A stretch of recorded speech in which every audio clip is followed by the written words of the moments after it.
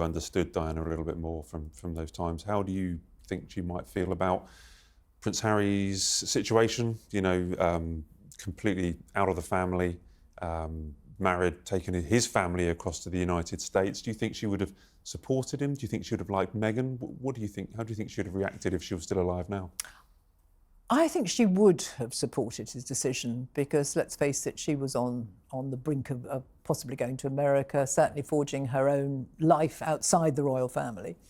So I think she would have supported him, and I think she would have liked Meghan, a woman who has her own strong views, an independent woman. And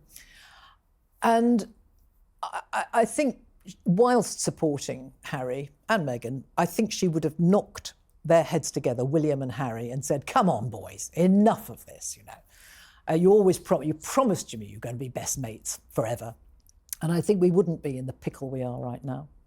Yeah, because she couldn't pick a favourite, could she? She won't be able to pick sides. You don't pick favourites with your kids, do you? Exactly. No. But I think she would have been the bridge between them, which would have made things would never get to this impossible, impassable place where we are now. How do you think things have changed then dramatically since reporting on the Diana era, which was a front page of every newspaper, the bulletins you were doing on the BBC, every couple of nights there were huge stories. How do you think that maybe the royal family kind of handle their private lives or handle their PR or you talk about Charles wanting to make sure that he got to change his kind of profile. How do you think that the royals changed since then? Well, you must give me your opinion as well, actually, whether you think they have or not. I think that probably they have learnt the lessons from Diana's death that the late Queen, promised would be learned from her life and her death. I think they are more relatable, more approachable, and perhaps the PR at the palace is a little more savvy than it was. It could be just, it was like getting blood out of a stone sometimes. All very charming and correct, but did they tell you anything?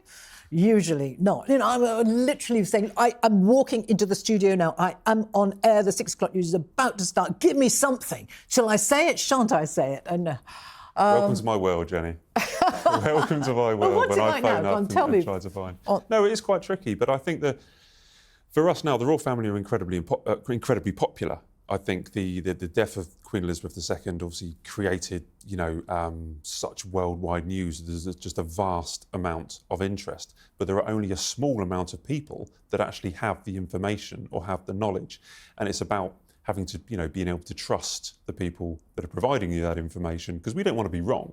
We don't want to be making stuff up. Exactly. Our job is getting the facts accurately out as quickly as possible. Yeah. And it's social media. I mean, anyone can now go on and post something that they've heard, or they say that, a friend of a friend of a friend has said this, and it gets like hundreds of thousands of hits, and you're sitting there with a newspaper in front of you that you are trying to write for, based, putting that together based on what you can prove or what a proper source has actually told you. So it's probably very identical to... Well, I think social media has made the whole thing much more difficult and much more dangerous. And social media is, after all, so much an echo chamber, isn't it, of your own views, because you follow people and people follow you because you agree with it. And so that gives it all these spurious leads, a veracity which they do not deserve. And frankly, I think it's evil. And the abuse that I'm sure you get and I get if I talk about Meghan or Catherine from either side, I mean, it's just a torrent of abuse. And I mean, we can handle it. We're professionals, but I think and I hope, I hope very much that Catherine doesn't read what is online, which she's probably made aware of it. The Prince and Princess of Wales are aware of what's been written about them. But remember, there was a lot of abuse. There was a lot of criticism, rightly so, of journalists and photographers after the death of Princess Diana. That was a period where it was very difficult to work in the media, I assume. Yes, it was. Yes, I remember being on air at Kensington Palace shortly after Diana's death, and I mentioned the name Camilla for some reason during the 1 o'clock news live, and I was shouted down by the crowds. So, but it was a different ball game entirely. I mean, I have come to believe, and I do social media, but I've come to believe that the human race is really very unpleasant indeed, and very vindictive and unkind. And it doesn't take a lot to try to be kind. I know that's not what we're meant to be doing as journalists, but it doesn't hurt to try to be pleasant about people when you can. To be fair, yes. I think that's what we always try fair to is be. a better word. But if we're writing about the Duke and Duchess of Sussex, we just try to be fair. If they've done something wrong, we say we believe it's wrong. If they've done something right, we say, but more often than not, they've done something wrong. Don't go anywhere. There's loads more to come on the rest of the show. William was correct to guide, warn, whatever it was, Harry. Are you sure you're not going a bit fast in this relationship with Meghan? Now, your career, you weren't just, the face of royal news for the BBC for so many years, and obviously presenting, the 6 o'clock news.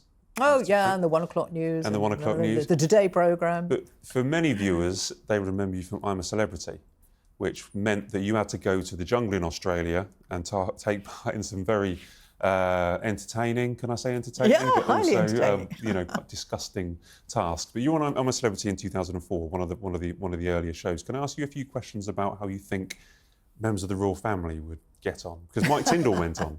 Mike Tyndall did go on, didn't he? He did, yes. Who do you think would most succeed of the current royals? Who do you think would most succeed if they went to the jungle? I think that Anne probably would be very good because she just gets on with the job, doesn't she? The Princess Royal. So I think she would, rather like me, if you're buried in a coffin full of rats for 10 minutes, you're buried in a coffin full of rats. Get on with it, Who do you think would get the most public votes if the whole royal family were there? Who do you think would most? I think Catherine would. I think she'd do well.